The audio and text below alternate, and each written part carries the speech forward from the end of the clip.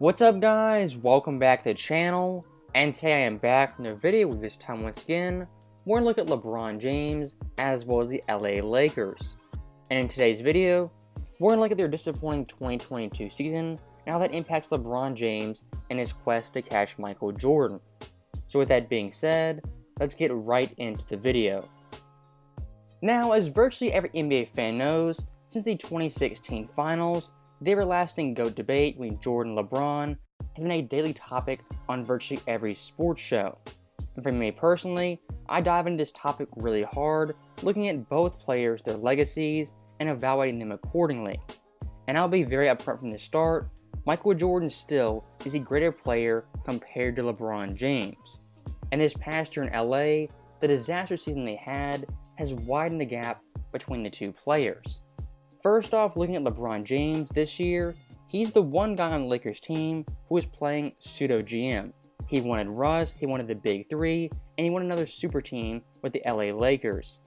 They traded KCP, Montrezl Harrell, Kyle Kuzma, they didn't re-sign Caruso, and they paid THT a boatload of money. And coming into the year, a lot of NBA analysts had LA winning the championship with the best Big Three, the best depth. They had Malik Monk, Carmelo, Ariza, Dwight, Bradley. Yes, they were old, but they had superstar talent led by a Big Three and the quote-unquote greatest player of all time. And as you guys know, those predictions aged like milk, with LA not even making the play-in tournament. Not the playoffs, the play-in tournament. Think about how low the bar is to make the play-in. The 10th seed San Antonio Spurs, who aren't even above 500, are going to be in the play-in tournament for at least one game. Again, not the playoffs, not the 8th seed, not the 5th seed. The 10th seed will be in the play-in tournament. This Lakers team historically, just looking at the Lakers, is by far the most disappointing team in franchise history, and possibly looking at every team, the most disappointing team of all time. For LeBron James, Anthony Davis, even Westbrook, that 100% affects their legacy and their all-time standing. And for someone like LeBron James, who had an input in this roster, this 100% affects his legacy even at the age of 37. And I can already hear the excuses. Well, LA was injured, they were hurt, Frank Vogel stinks, the West is tough. Please drop the excuses, take them aside. As the LA Clippers this year, their two best players, Kawhi Leonard and Paul George, played a total of 0 games together. And Paul George hasn't even played 30 games yet this entire season. That Clippers team was devastated by injuries and still made the play-in tournament.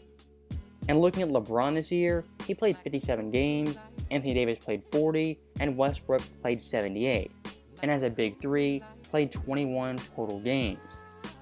And once again, looking through NBA history, the most disappointing teams ever, you have the 04 Lakers, the 2011 Heat, the 97 Rockets, the 07 Mavs, even the 2013 Lakers. All those teams at the very least made the playoffs and were competitive for half the season. This Lakers team post All-Star break, they were not competitive and they were downright pitiful.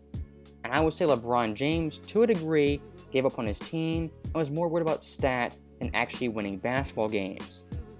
And looking at LeBron's overall legacy, I could argue right now the two most disappointing teams ever were led by LeBron, that being the 2011 Heat and the 2022 LA Lakers. Compared to someone like Jordan, who rarely if ever disappointed, that's a big black mark in the GOAT debate resume.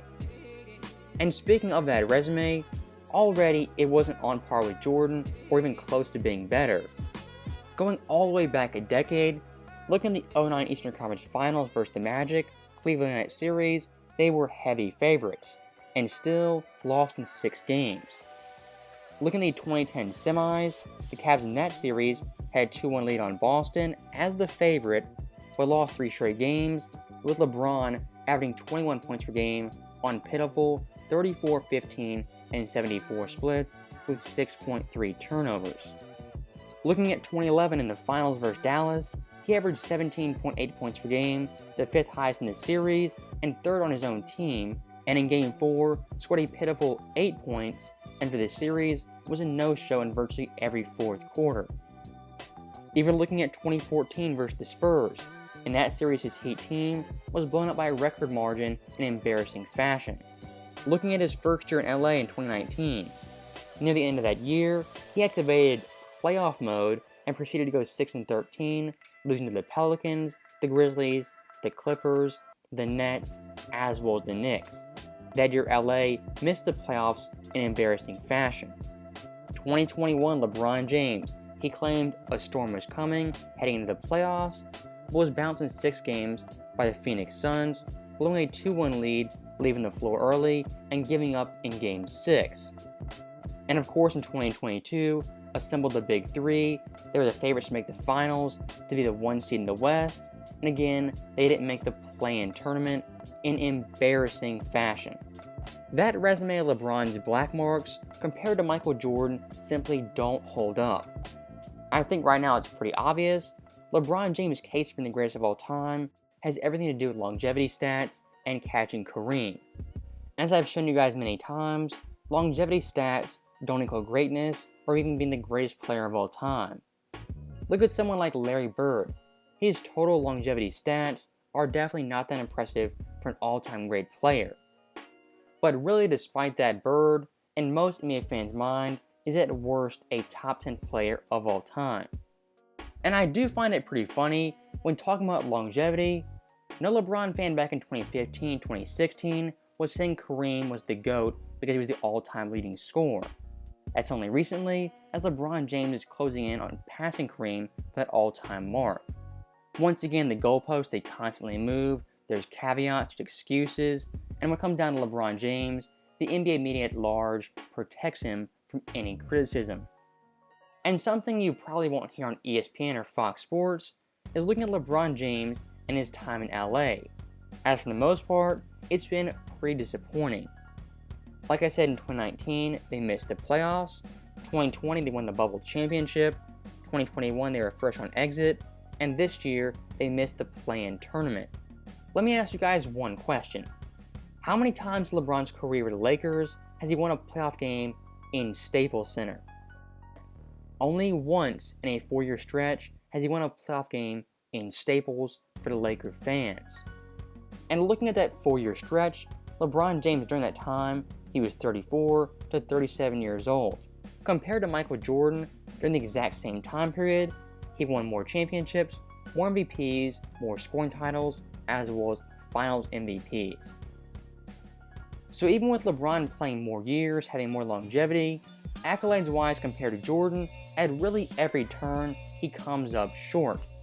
In the entire grand scheme of things, LeBron James compared to Jordan only has one thing on him, that being longevity.